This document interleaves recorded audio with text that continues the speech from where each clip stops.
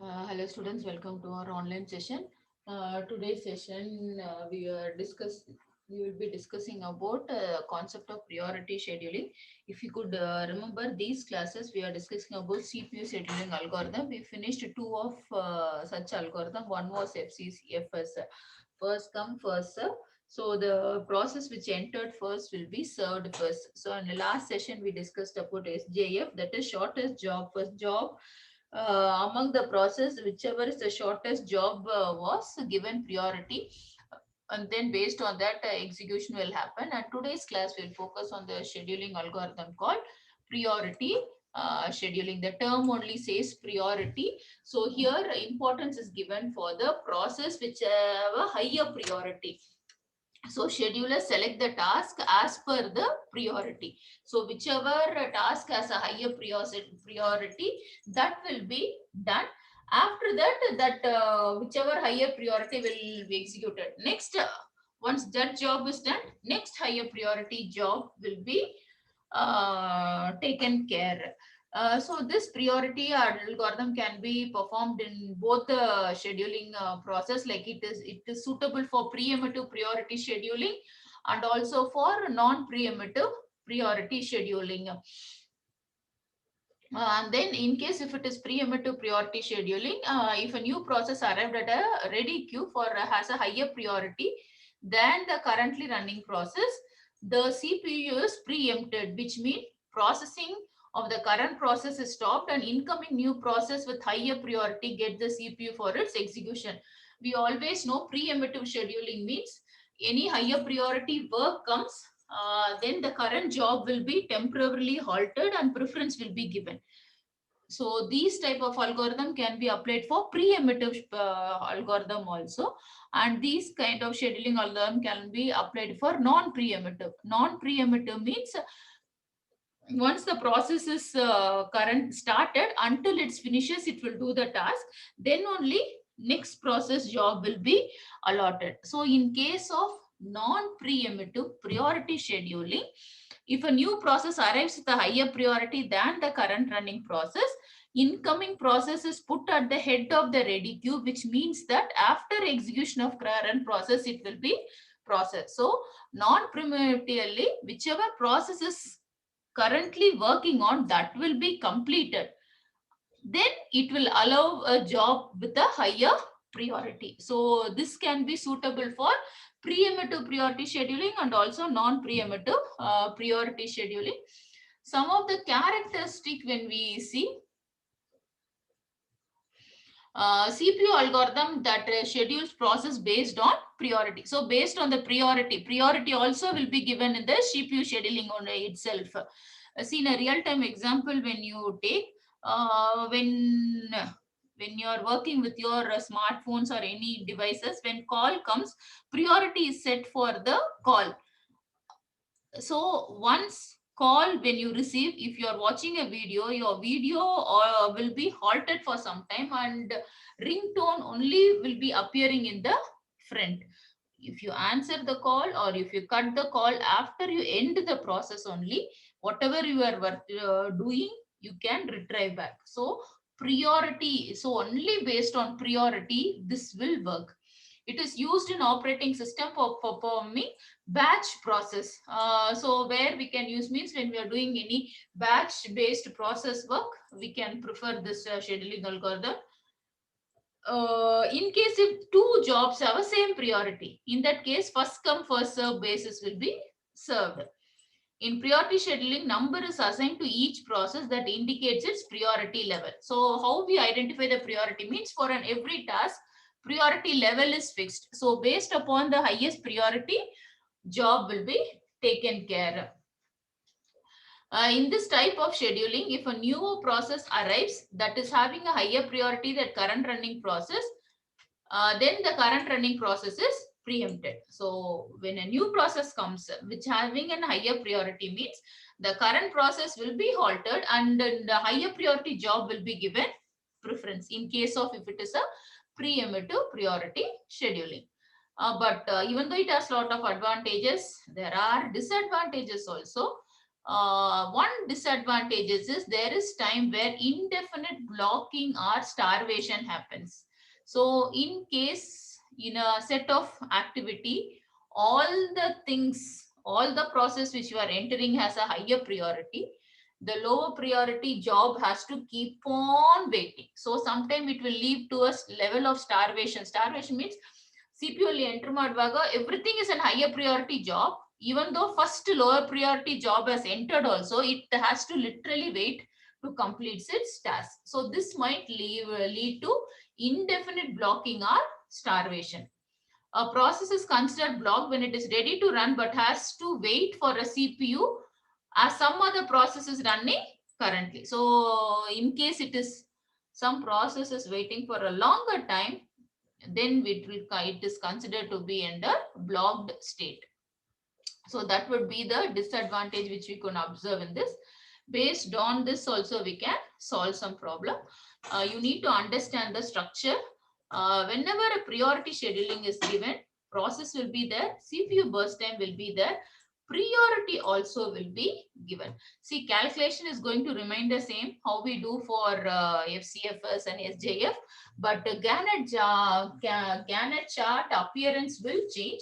Here we need to draw the Gantt chart based upon the priority number. Okay, based upon the chart which has been given higher priority, process which is being given higher priority has to be placed first. So when we have to draw Gantt chart, P1 is the first process and the CPU burst time is 8. Then also its priority is third, so we can't enter this. Next we will see P2, burst time is 4 and priority is 1. So first in the CPU process, P2 will enter with the arrival time is 0 and it will, how long it goes means up to 4 millisecond. What is the burst time? 4. So 4 millisecond. So 0 to 4, P2 will work. Then when we see priority, next higher priority is given for P4. So from P4, here P4 needed 2 milliseconds. So 4 plus 2 is 6. Till 6 millisecond, P4 will do the work. Then comes third priority is P1. It requires 8 millisecond. So 6 plus 8 is 14.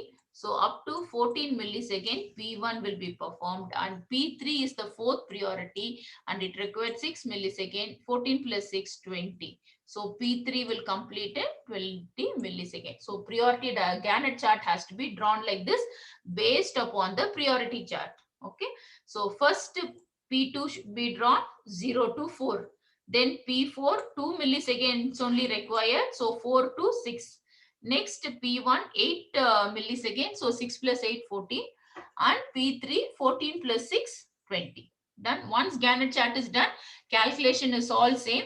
So waiting time of priority scheduling will be time of submission minus time of arrival, the same formula only.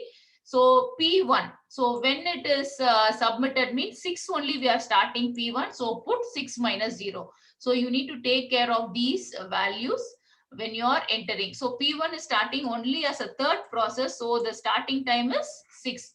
P2 is starting in 0 itself. Arrival time also 0. And P3 will start at 14 minus 0. P4 will start at 4. Based on that, add the values divided by 4, you will get the waiting time. Next comes the response time. Usually, if arrival time is not given, waiting time and response time will have a same formula. So the response time also you will get only 6 millisecond. When it changes means, in case arrival time also is given in this priority. Okay, in this chart, arrival time is also mentioned. Then what happens? Waiting time and response time will differ.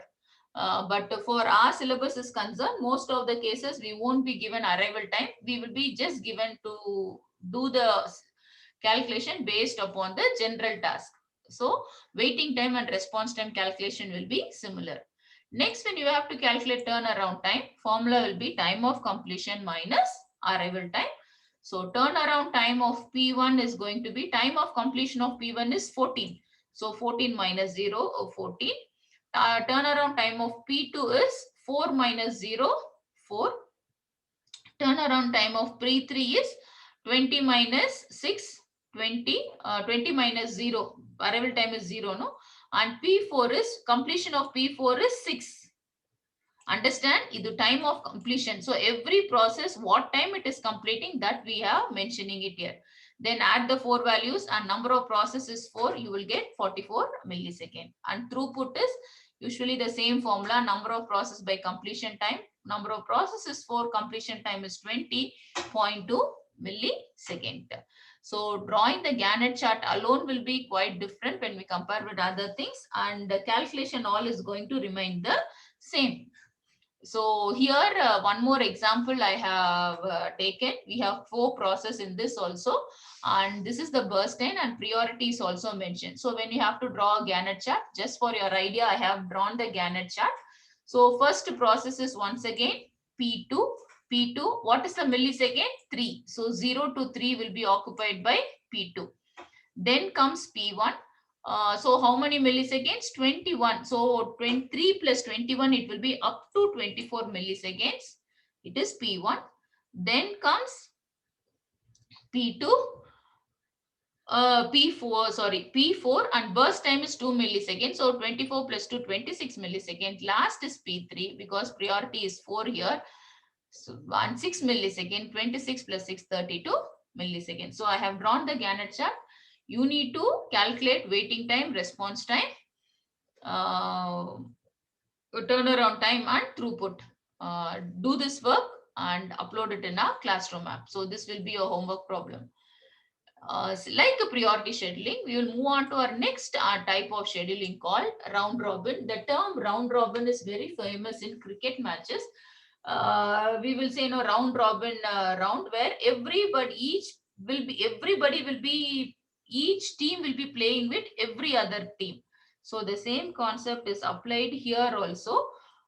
This process is introduced to overcome the disadvantage of FCFS, SJF priority. So if you take FCFS, the job, if I come in the first, I can be served first. In case if I enter last, I need to wait for a longer time.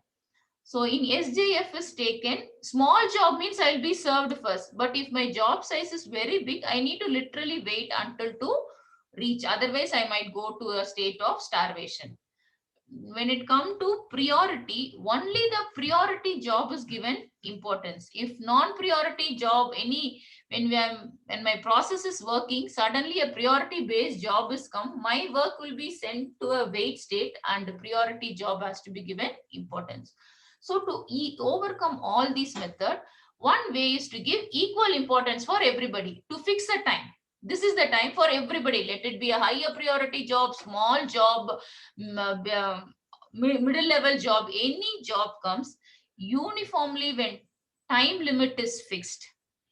Then we call that type of algorithm is called round robin scheduling. Round robin is a preemptive algorithm. CPU is shifted to next process after fixed interval time. So here what is going to happen? Until the full process, it's not going to do. Every process will do only for a fixed time. That fixed time here we call it as quantum time or time slice. Any term they can use. So when we are doing the process setup only, time will also fix. Every 5 millisecond means every 5 millisecond only process will be given time. 5 millisecond is over, the next process will enter. Like that it goes. The process that is pre-emitted is added to the end of the queue. In case I could not complete the job means I will be added to the end of the queue for the next round. So like that, only based upon the time limit I will be able to play. Round robin is a hybrid model which is clock driven. So only based upon this quantum time, only I will work with this algorithm. Timestamp should be minimum, which is assigned for a specific task that need to be processed. So this time slice is decided by the operating system itself. It is a real-time algorithm which respond to the event within a specific time. And these kind of algorithms are used for a real-time applications also. And it is one of the oldest, fairest and easiest algorithm. And it is used widely in the traditional operating systems. Now we will see how to work with this round robin.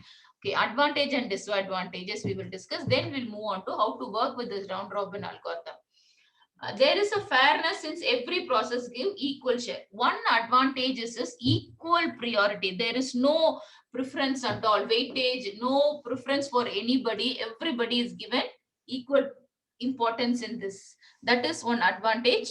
And next advantage is the newly created process is added to the end of the ready queue. So in case if I could not complete my work, I will be added to the end. So everybody will be given equal importance. So here it employed concept of time sharing based.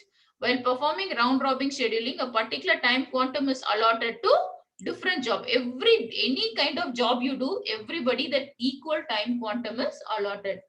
Each process gets a chance to reschedule after a particular time. So as I said, if process is completed, okay. If process is not completed, every process will be given a chance to complete the task little later. So this disadvantage is there are larger waiting time and when compared with other model, waiting time and response time will be more. Okay, why? Because only time limit only we are working. So within the time limit, if I don't complete, I need to wait for the all process to finish. Then only I will get the chance. And when we see, when compared with other things, throughput will be low in this method. And too much of context switching, that means switching between the processes, too much context switching means, see, for example, I am doing P1 process one job. After some particular time, I need to shift to next job. After some time, I need to shift to next job. Like that, keep on based upon the time slice. I have to keep on switching the states of the process. So that is also a tedious job. And Gantt chart, when you practically draw, it becomes too big. Time consuming scheduling for small quantum. In case if you take time slice as a very small, like 2 millisecond or like that, then time consuming, it takes, every job will be given only 2 milliseconds. And by the time you complete the process, it takes a larger time to complete the task. That means all the job will be in half of state. None of the process can complete its work. So this is the disadvantage of this model. We will see one example how it works. See, three processes given, P1, P2, P3, and burst time is given. Whenever round robin is there, time slice will be given. In time slice, if in case time slice is not given, you can only set a time slice. Consider, you can call this as quantum time or time slice. Consider time slice equal to 2 millisecond, like that you can only mention. So this example, I have given 2 millisecond only. So we will work based on that. In case, remember, round robin time slice is not given, you can't work. So you can only take some time slice and do it. So every job only will be 2 millisecond. So in FCFS method only I will enter. That's not a difference. So P1, 0. Okay, so we are starting the Gantt chart, 0. P1 will enter. Yes. How long? 2 millisecond only. So only 2 millisecond I will do. So remaining will be 2 millisecond, which will be pending for me. So I will finish 2 millisecond. Next, I need to enter P2. P2, how many milliseconds? That also 2 milliseconds only. So I can finish only up to 2 milliseconds. Then I need to wait. So then I will move on to 2 milliseconds. So P2 will enter. Remaining 1 millisecond is there. Then P3 will enter. Here also, once again 2 milliseconds. So remaining is 3 milliseconds. So P3 will be served only for 6. After finishing, we did not finish any of the work. So once again, it will start from P1. See, all the three things, 2 millisecond, 2 millisecond we finished. Now once again, P1 will start. What is the balance? 2. What is the allowed quantum time is also 2. So P1 will finish the work here. So once again, after P3, you start with P1 till 6 plus 2, 8 milliseconds.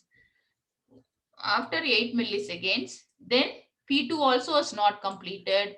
So once again 2, but since P2 has only 1, just put 8 plus 1. One alone is pending, so just add 1 millisecond. So now P2 is complete. P1 is also completed as of now. Then P3 will enter 3 millisecond. 3 minus 2, remaining is 1. So 9 plus 11, it will take, and then 1 millisecond is there. It will check once again for P1. P1 is completed.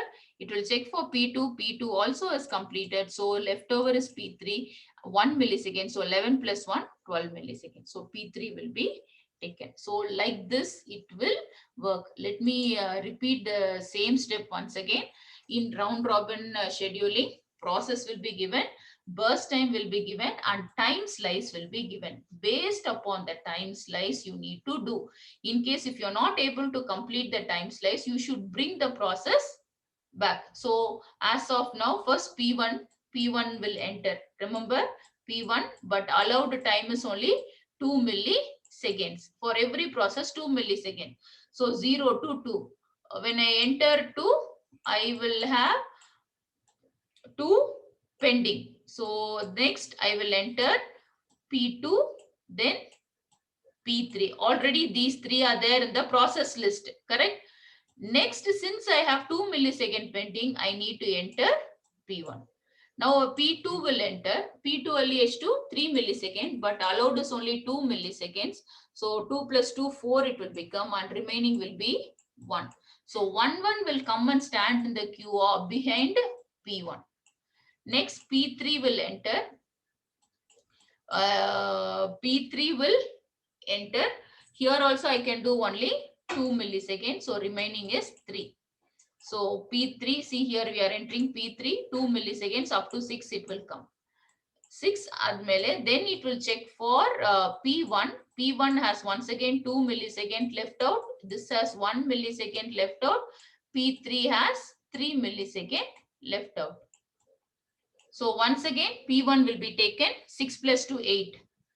Then P2, 1 millisecond, so 8 plus 9. Then P3, 3 millisecond, 11 plus 12.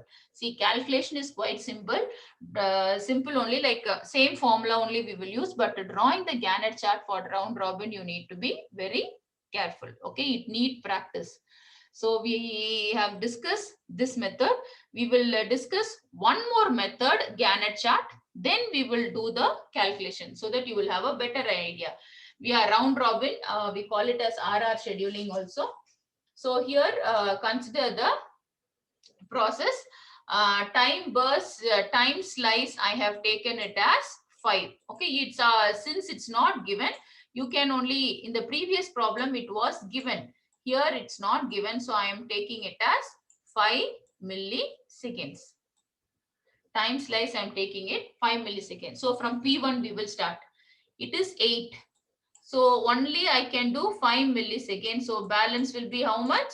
3. So after this P4 is over, once again P1 has to enter, and that will be 3 milliseconds. So here 0 to only 5.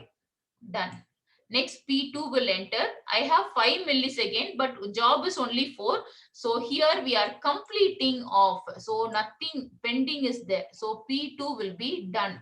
So 5 plus 4, 9. When 9 comes, P2 job is totally completed. Then P3 enters. It is 6 milliseconds.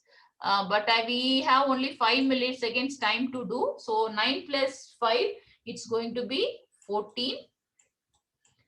And here pending is 1. Since this pending will come to the queue of below P1, and that is 1 millisecond.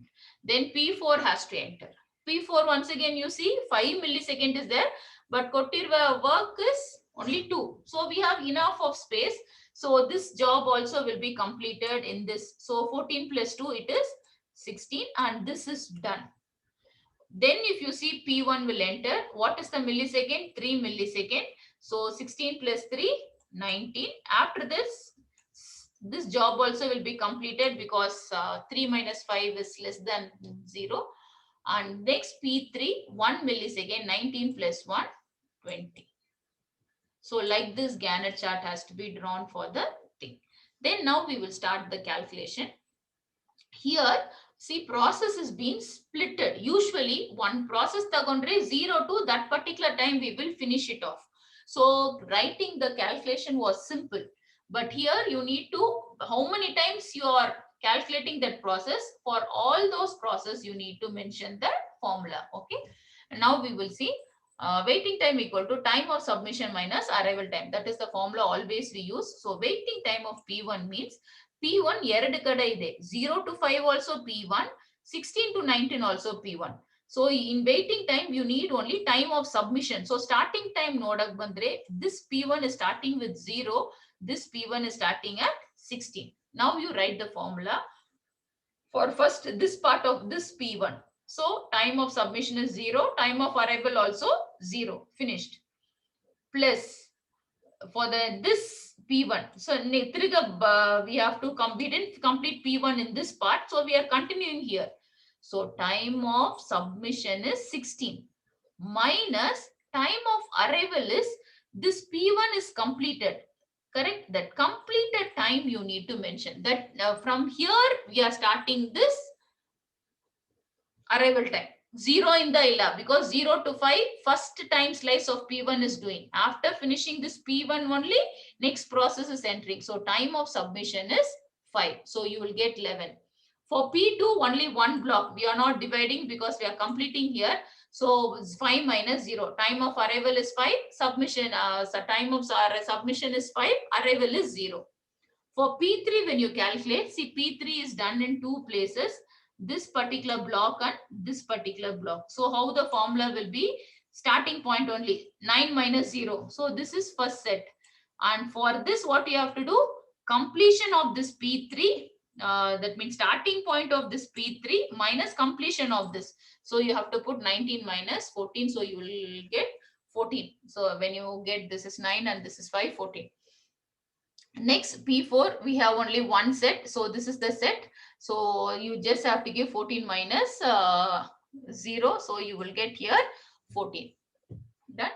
Then add all the things by divided by 4. You will get the average waiting time. And then response time. Here response time usually waiting time and response time will be same for pre-emittive scheduling, but when it comes to round robin, response time differs. Okay, so we will see, because time of completion, time of first submission by time of arrival will be taken care. We will see how it works. Let me clear the.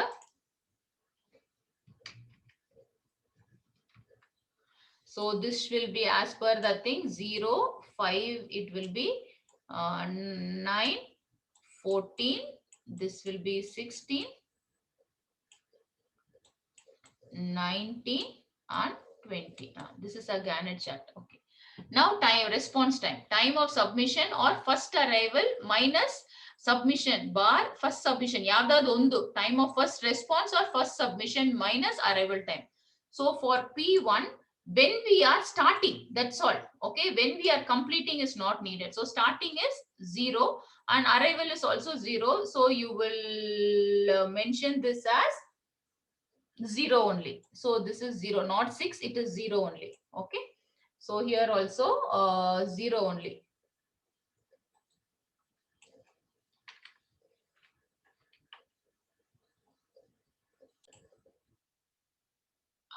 So make a note here. It should be 0. Next P2. So when it is starting in 5 milliseconds. So 5 minus 0, 5. P3 when it is starting 9 minus 0, 9. P4 it's starting in 4, 14, 14 minus 0, 14. So like this we will calculate, and the response time will be 7 milliseconds. If you could remember, we saw one of the disadvantages of round robin is waiting time and turnaround time will be more. See, that's the reason. See, in other models and all, waiting time and response time will be similar. But when it comes to round robin, waiting time is becoming more. Even the response time answer will be, turnaround time will be more.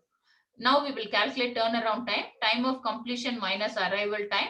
So completed time if you take enough. So P1 when we are completing 19 minus 0, arrival time is 0. P2 when we are completing in 9 and minus 0. P3 is completed only in 20.